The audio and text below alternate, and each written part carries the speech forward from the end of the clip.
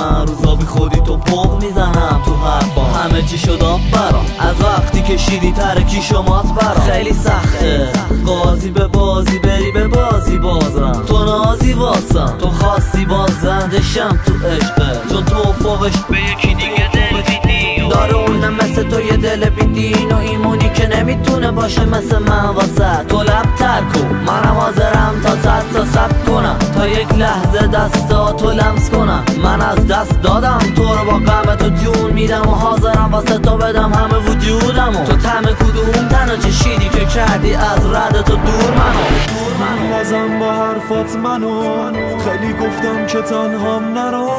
ازم گذشتی خیلی راحت و نفهمیدی معنی دوست داشتنو. گول ازم با حرفات منو خیلی گفتم که تنهام نرو.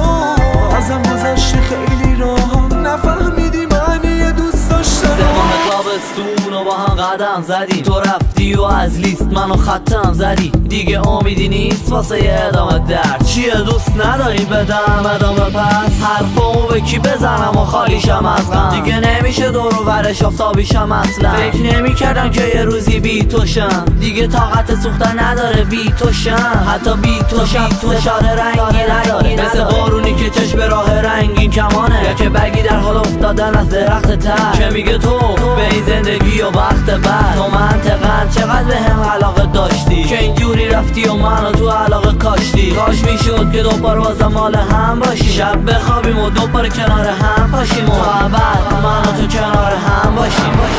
گول ازم با حرفات منو خیلی گفتم که تنهام نرو.